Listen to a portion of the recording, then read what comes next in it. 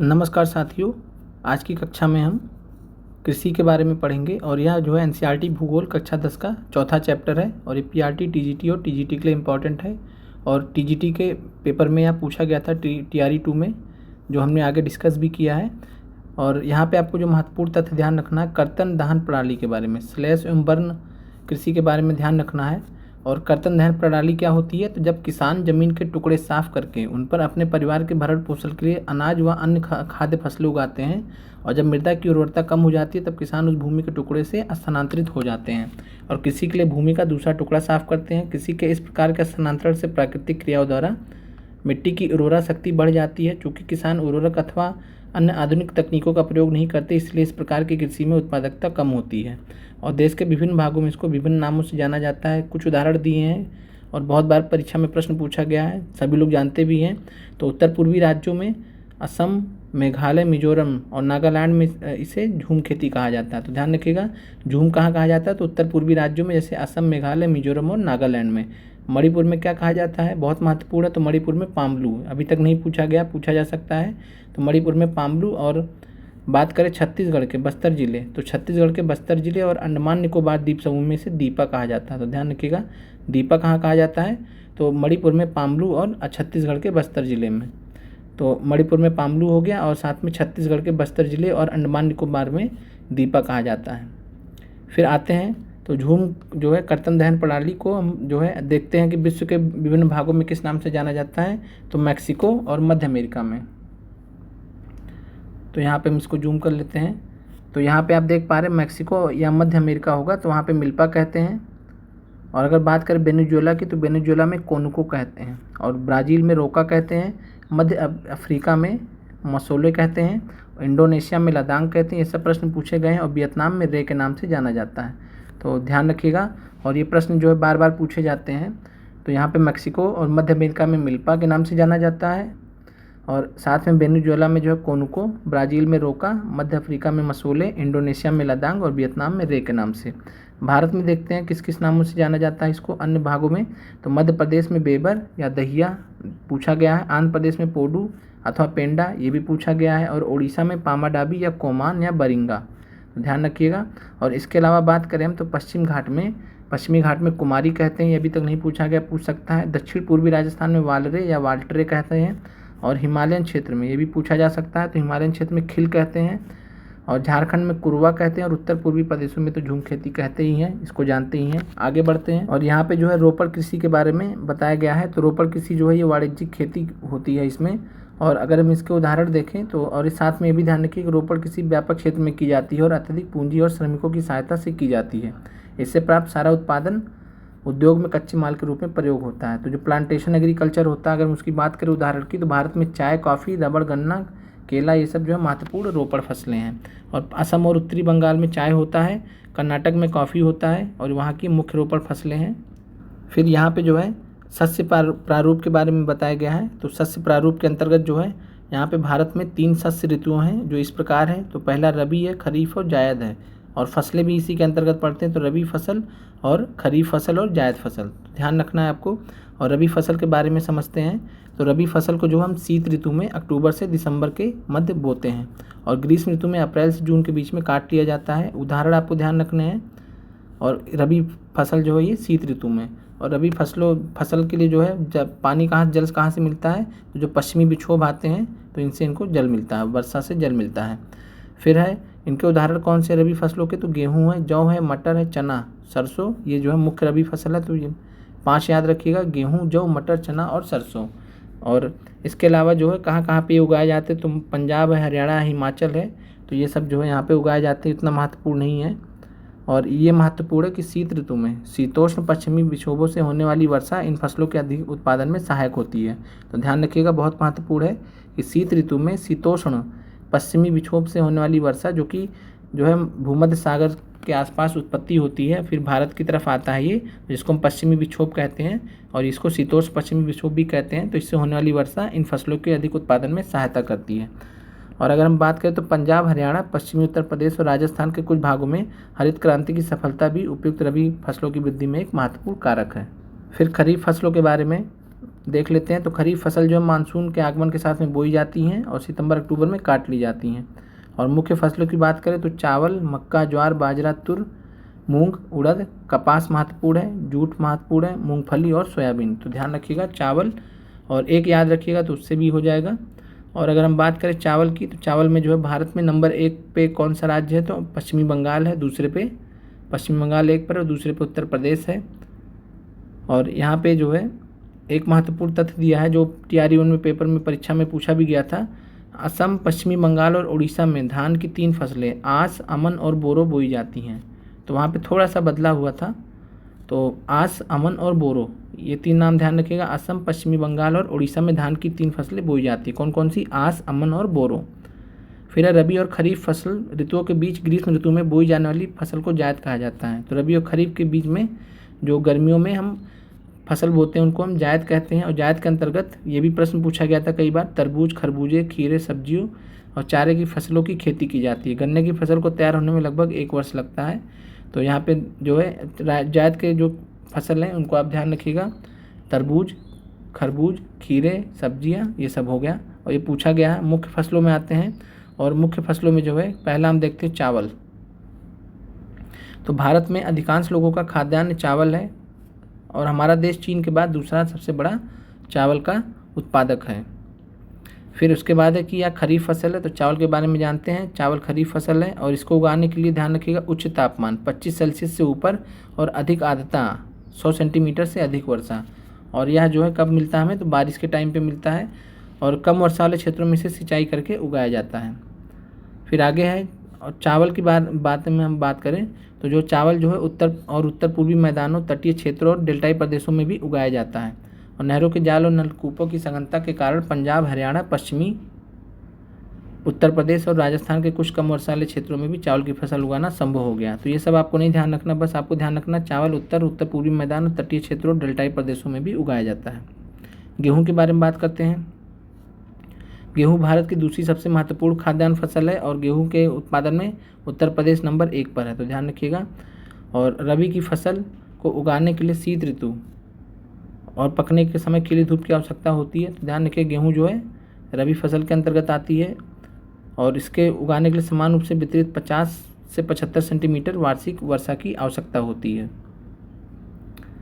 और फिर बात करें, यहाँ पे कुछ 2 जगह दिए गए हैं। तो उत्तर पश्चिम में गंगा सतलुज का मैदान और दक्कन का काली मिट्टी वाला प्रदेश, यहाँ पे गेहूँ उगाया जाता है। फिर आगे बढ़ते हैं, मोटे अनाज। तो मोटे अनाज में ध्यान रखिएगा, तो ज्वार, बाजरा और रागी को हम मोटे अनाज कहते हैं, मुख्य मोटे अनाज है ये, और इनमें पोषक तत्वों की मात्रा अधिक होती है। तो ध्यान रखिएगा रागी में प्रचुर मात्रा में लोहा, कैल्शियम, सूक्ष्म पोषक और भूसी मिलती है। तो ध्यान रखिएगा रागी में क्या पाया जाता है, लोहा, कैल्शियम, सूक्ष्म पोषक। तो लोहा, कैल्शियम ध्यान रखिएगा। और फिर अगर हम बात करें रागी की, तो रागी के उत्पादन में जो भारत में कर्नाटक राज्य नंबर 1 पर है, कर्नाटक नंबर 1 पर है उत्पादन में।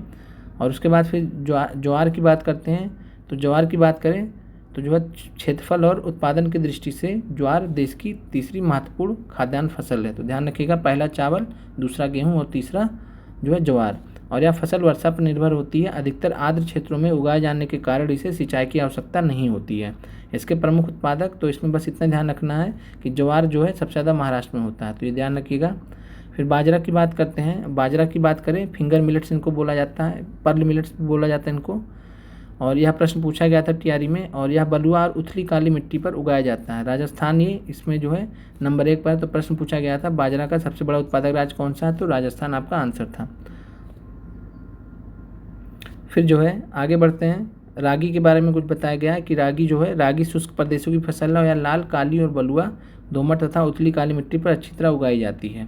और रागी के प्रमुख उत्पादक में कर्नाटक यहाँ दिया है, तो हमने पहले ही बता दिया आपको, बस आपको पहला ध्यान रखना है रागी के मामले में कर्नाटक नंबर 1 राज्य है, बाजरा में जो है राजस्थान है, और ज्वार में महाराष्ट्र है।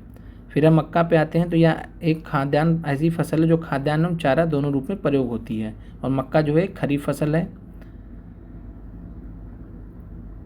और यह 21 सेल्सियस से 27 सेल्सियस तापमान में पुरानी जलोढ़ मृदा पर अच्छी प्रकार से उगाई जाती है। और बिहार जैसे कुछ राज्यों में मक्का रबी की ऋतु में भी उगाई जाती है। तो ध्यान रखिएगा, बिहार के बारे में दिया तो पूछ सकता है। तो बिहार जैसे कुछ राज्यों में मक्का रबी की ऋतु में भी उगाई जाती है। फिर आते हैं दाल की बात करते हैं। तो दालें जो हैं, भारत विश्व में दालों का सबसे बड़ा उत्पादक है तथा उपभोक्ता देश है, और शाकाहारी खाने में दालें सबसे अधिक प्रोटीनदायक होती हैं। और इसमें भी बात करेंगे तो सोयाबीन में सबसे ज़्यादा प्रोटीन होता है। और इसमें तुर, उड़द, मूंग, मसूर, मटर, चना भारत की मुख्य दलहनी फसलें हैं। और इसके अलावा बात करें जो है, दालों को कम नमी की आवश्यकता होती है, ध्यान रखिएगा, दालों को कम नमी की आवश्यकता होती है और इन्हें शुष्क परिस्थितियों में भी उगाया जा सकता है। फलीदार फसलें होने के नाते अरहर को छोड़कर अन्य सभी दालें वायु से नाइट्रोजन लेकर भूमि की उर्वरता को बनाए रखती हैं। तो ध्यान रखिएगा कि फलीदार फसलें हैं ये, और अरहर को छोड़कर जो अन्य सभी दालें वायु से क्या लेती है, नाइट्रोजन लेकर भूमि की उर्वरता को बनाए रखती हैं, यानी नाइट्रोजन का स्थिरीकरण हो जाता है।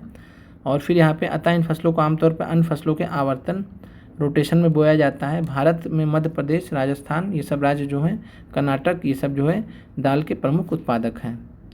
फिर आते हैं गन्ने पर। तो गन्ना है, तो गन्ना एक जो है उष्ण या उपोष्ण कटिबंधीय फसल है। या फसल 21 सेल्सियस से 27 सेल्सियस तापमान के बीच में जो है ये, और साथ में जो 75 सेंटीमीटर से 100 सेंटीमीटर वार्षिक वर्षा वाली उष्ण तथा आर्द्र जलवायु में बोई जाती है। फिर कम वर्षा वाले प्रदेशों में सिंचाई की आवश्यकता होती है और इसे अनेक मिट्टियों में उगाया जा सकता है, तथा इसके लिए बुआई से लेकर कटाई तक काफ़ी शारीरिक श्रम की होती है, ज़रूरत पड़ती है। और ब्राज़ील में जो है, ब्राज़ील गन्ने का नंबर 1 उत्पादक है, और भारत जो गन्ने का दूसरा सबसे बड़ा उत्पादक है। यह प्रश्न पूछा गया था कि भारत गन्ने का जो है किस नंबर का उत्पादक है, तो दूसरे नंबर का, ब्राज़ील नंबर 1 पर है। फिर आगे बढ़ते हैं। फिर जो है यहाँ पे तिलहन की बात की गई है। तो 2018 में भारत विश्व में चीन के बाद दूसरा बड़ा तिलहन उत्पादक देश था। सन 2018 में तोरिया के उत्पादन में भारत का विश्व में कनाडा और चीन के बाद तीसरा स्थान था। और इसके अलावा बात करें तो मूंगफली, सरसों, नारियल तेल, तिल, सोयाबीन, ये सब जो है, अरंडी, बिनौला, अलसी, सूरजमुखी भारत में उगाई जाने वाली मुख्य तिलहन फसलें हैं। तो तिलहन फसलों को ध्यान रखिएगा जिनसे तेल निकलता है अलग अलग प्रकार के, तो जैसे मूंगफली का तेल, सरसों का तेल, नारियल का तेल, तिल का तेल, सोयाबीन तेल, ऐसे आप याद कर सकते हैं। और इसके अलावा बात करें तो साबुन, प्रसाधन, श्रृंगार का सामान, उपटन उद्योग में इनका प्रयोग किया जाता है। और प्रश्न पूछा गया था कि मूंगफली का सबसे बड़ा उत्पादक राज्य कौन था, तो आंसर था गुजरात मूंगफली का प्रमुख उत्पादक राज्य है, तो ये ध्यान रखिएगा। फिर आते हैं चाय पर। तो चाय जो है, चाय की खेती रोपड़ कृषि का एक उदाहरण है और यह महत्वपूर्ण पेय पदार्थ की फसल है जिसे शुरुआत में अंग्रेज भारत लाए थे। और चाय का पौधा जो है उष्ण और उपोष्ण कटिबंधीय जलवायु, ह्यूमस तथा जीवांश युक्त गहरी मिट्टी तथा सुगम जल निकास वाले ढलुआ क्षेत्रों में भली भांति उगाया जाता है। और चाय की झाड़ियों को उगाने के लिए वर्ष भर कोष्ण, नम और पाल रहित जलवायु की आवश्यकता होती है, ये आपको ध्यान रखना। साथ में वर्ष भर समान रूप से होने वाली वर्षा की बौछारें इसकी कोमल पत्तियों के विकास में सहायक होती हैं। चाय एक श्रम सघन उद्योग है, इसमें बहुत ज़्यादा लेबर्स की आवश्यकता पड़ती है। और इसके अलावा बात करें तो कहाँ कहाँ पे जो है चाय के प्रमुख उत्पादक राज्य कौन से, तो असम, पश्चिमी बंगाल में दार्जिलिंग और जलपाईगुड़ी जिलों में होती हैं, और तमिलनाडु और केरल में भी चाय की खेती होती है।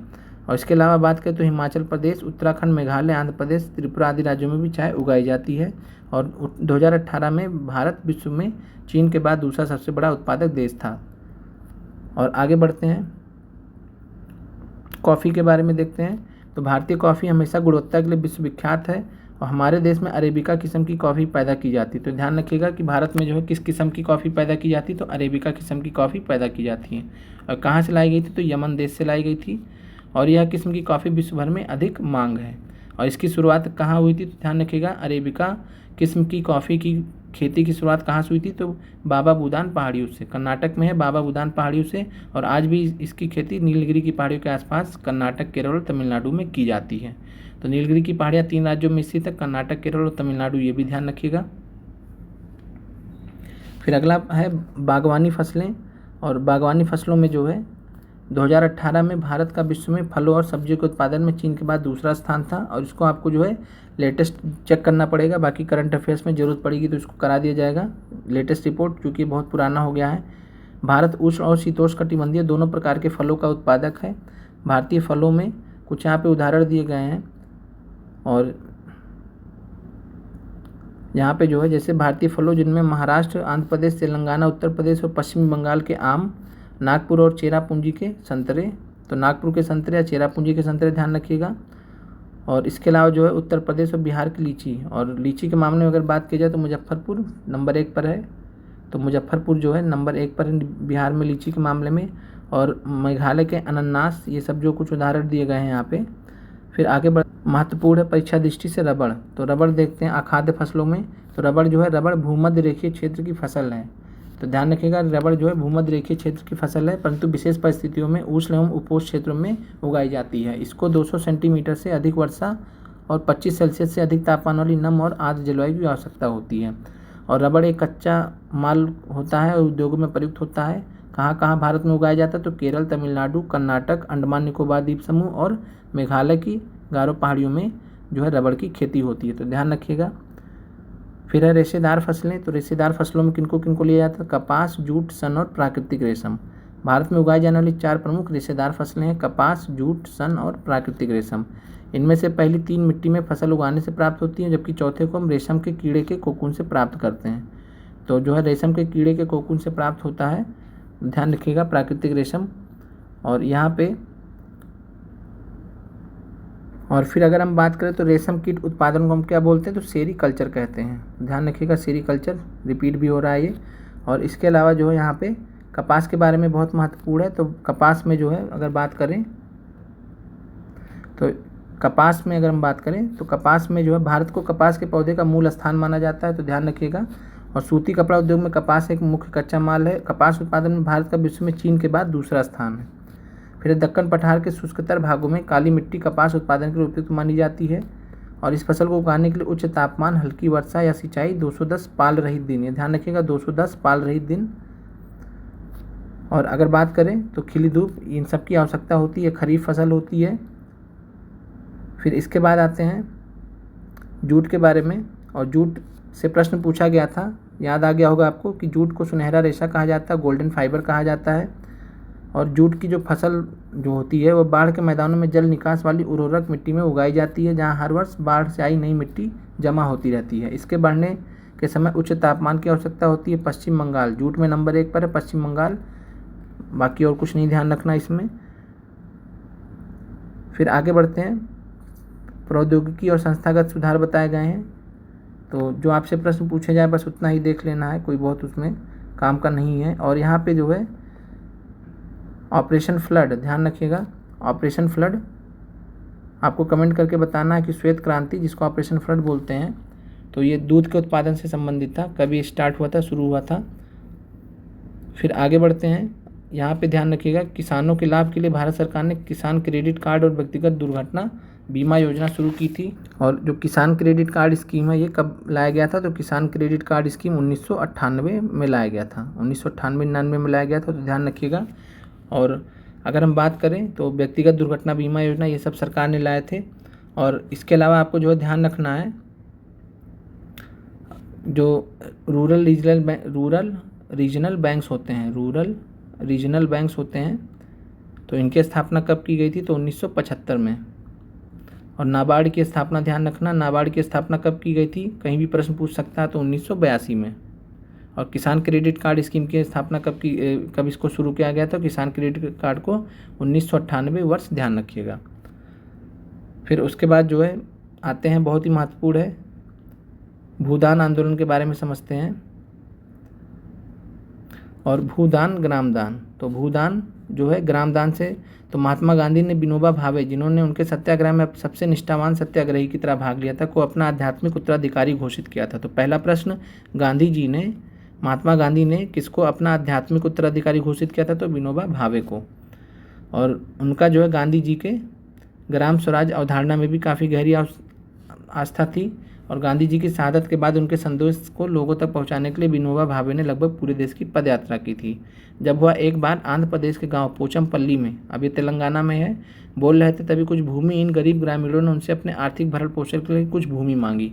विनोबा भावे ने उनसे तुरंत कोई वायदा तो नहीं किया, परंतु उनको आश्वासन दिया कि यदि वे सहकारी खेती करें तो भारत सरकार से बात करेंगे और उन्हें ज़मीन मुहैया कराएंगे।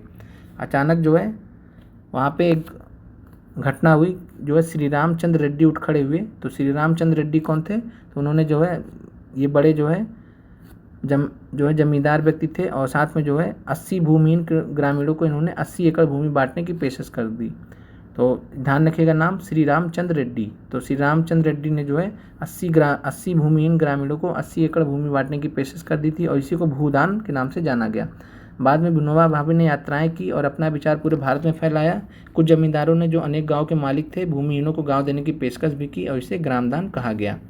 परंतु कुछ जमींदारों ने भूमि सीमा कानून से बचने के लिए अपनी भूमि का एक हिस्सा दान किया था। विनोबा भावे द्वारा शुरू किए गए इस भूदान ग्रामदान आंदोलन को रक्तहीन क्रांति का भी नाम दिया जाता है। यानी बगैर कोई क्रांति किए हुए, बगैर कोई रक्त बहाए हुए जो है ये आंदोलन सफल हुआ। तो भूदान ग्रामदान आंदोलन या रक्तहीन क्रांति, तो ये ध्यान वर्ष याद रखिएगा, 1951 में ये किया गया था। फिर यहाँ पे जो है कुछ प्रश्न दिए गए हैं, तो प्रश्न आप जो है इनको सॉल्व कीजिए। और पहला प्रश्न है, निम्नलिखित में से कौन सा उस किसी प्रणाली को दर्शाता है जहाँ एक ही फसल लंबे चौड़े क्षेत्र में उगाई जाती है। तो आपको इस प्रश्न का जवाब बताना है। और फिर है, इनमें से कौन सी रबी फसल है, तो ये भी आप बता सकते हैं। फिर इनमें से कौन सी एक फलीदार फसल है, तो इनके बारे में भी हमने बात किया गया है। तो अब मिलते हैं अगले चैप्टर में एनसीईआरटी भूगोल के, और एनसीईआरटी भूगोल ख़त्म होने के बाद हम विज्ञान एनसीईआरटी कक्षा 10 के जो बचे हुए चैप्टर्स हैं उनको हम समरी नोट्स में कर लेंगे। तो मिलते हैं अगले वीडियो में।